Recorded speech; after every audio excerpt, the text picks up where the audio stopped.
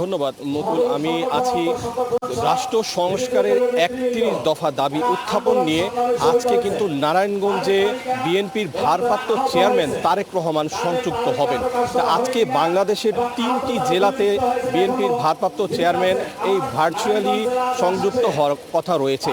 সেখানে নারায়ণগঞ্জ জেলা, গাজীপুর জেলা এবং আপনার আরেকটি জেলাতে তারা এখানে সংযুক্ত হবে। তো সকালে আমরা এই অনুষ্ঠানস্থলে এসে হাজির হয়েছি। আমরা এসে এখানে দেখতে পেয়েছি যে এখানে যে মঞ্চ নির্মাণ করা হয়েছে সেখানে একটি ডিজিটাল প্রজেক্টরের মাধ্যমে কি যে ৩১ দফা যে রয়েছে, যেটা নাকি ২০২৩ সালের ১৩ই জুলাই বিএনপির ভারপ্রাপ্ত চেয়ারম্যান তারেক রহমান এই দাবি দাওয়াগুলো উত্থাপন করেছিলেন, সেই দাবির বিষয়টি নিয়ে একটি অ্যানিমেশন তৈরি করা হয়েছে। সেই অ্যানিমেশন মধ্যে দুজন ব্যক্তি কথোপকথন করছে। একজন ব্যক্তি কিন্তু এই ৩১ দফার দাবিগুলো উত্থাপন করছে এবং আরেকজন ব্যক্তি এই ৩১ দফার মাধ্যমে বাংলাদেশের মানুষের, নাগরিকের, রাষ্ট্রের, আইনের এবং সর্বমহলের কী ধরনের উপকার হবে সেই সম্পর্কে প্রশ্নোত্তরের জবাব দিয়ে যাচ্ছিলেন।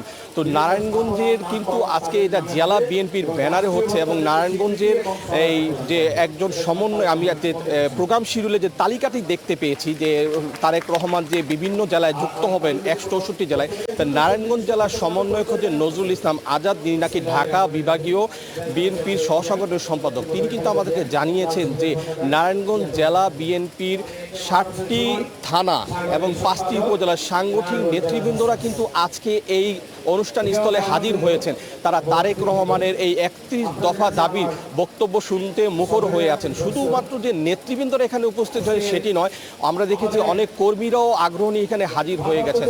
আসলে এই ৩১ দফার বিষয়ে যে কি ৩১ দফার মধ্যে কি আছে এইসব বিষয়ে আমরা বিএনপি নেতাকর্মীদের সাথে আলোচনা করছি। আমি যদি আপনাকে একটু দেখাতে চাই যে এই অনুষ্ঠান স্থলে মঞ্চ কীভাবে নির্মাণ এবং কীভাবে এই অনুষ্ঠান হচ্ছে, সেই ক্ষেত্রে আমরা বিএনপি নেতৃবৃন্দের সাথে এই ৩১ দফা নিয়ে আলোচনা করে জানতে পেরেছি যে ৩১ দফার মধ্যে রয়েছে জনগণের গণতান্ত্রিক অধিকার পূর্ণ প্রতিষ্ঠার লক্ষ্যে সংবিধান সংস্কার কমিশন, অবাধ, সুষ্ঠু, নিরপেক্ষ নির্বাচন অনুষ্ঠান লক্ষ্যে নির্বাচনকালীন দল নিরপেক্ষ তত্ত্বাবধায়ক সরকার ব্যবস্থার পুনর্গঠন, প্রধানমন্ত্রীর দায়িত্ব পালনের সময়সীমা অনূর্ধ্ব পরপর ২ বছর মেয়াদ নির্ধারণ, বিভিন্ন বিষয়ে জ্ঞান, দক্ষতা, অভিজ্ঞতা সম্পন্ন বিশিষ্ট ব্যক্তিদের সময়ে আইনসভায় উচ্চকক্ষে প্রবর্তন এবং নির্বাচন কমিশন ও নির্বাচন ব্যবস্থার সংস্কার এবং সংশ্লিষ্ট আইন ও বিধি সংশোধন এবং স্বচ্ছতা নিশ্চিতকরণের সকল রাষ্ট্রীয় সাংবিধানিক সংবিধিবদ্ধ প্রতিষ্ঠান ও পুনর্গঠন শক্তিশালীকরণ।